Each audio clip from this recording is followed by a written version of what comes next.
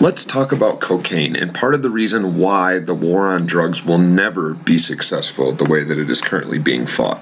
Right now, the majority of the cocaine that's consumed across the planet comes from 3 countries in South America: Colombia, Peru, and Bolivia.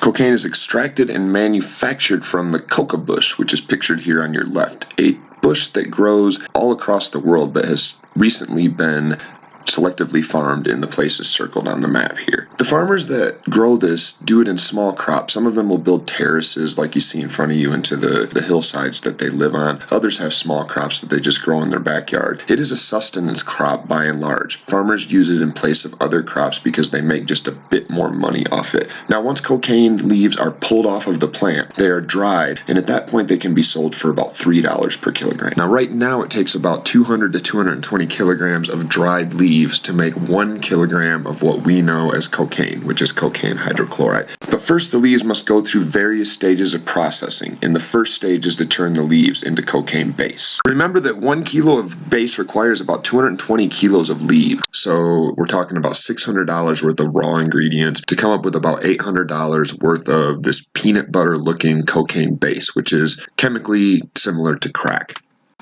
That base can then be further refined to produce cocaine hydrochloride.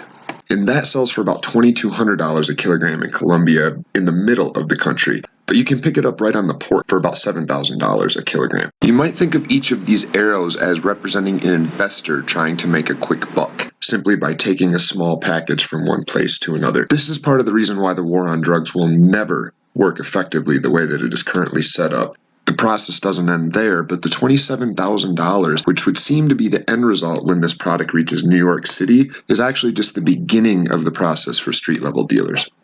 So if I'm in New York City and I want to really make some money, I might consider spending $27,000 and breaking down that kilogram into 1,000 grams and selling them for $150 each, and voila, I've made a massive amount of money. But the math doesn't stop there, because I might have a better idea and think to myself, I can cut this. DEA and the UN estimates that most of the cocaine sold on the street is less than 50% pure, meaning that 1 kilogram becomes 2, becomes 3, and now you can see how I'm really rich. So once again, when you think about interdiction efforts by the United States government and how the war on drugs has worked, we've focused almost exclusively on the supply chain, trying to cut off the supply coming in and catch half or 3/4 of shipments. And you can imagine, even if at the border from 16 we get the price up to 32,000, or even if we get to New York City and we manage to get huge sums out of the supply and we bump the price of wholesale up from 27 to 54,000, it doesn't matter, because wholesale cocaine pure is still 150,000 to nearly $1 million per kilo on the street.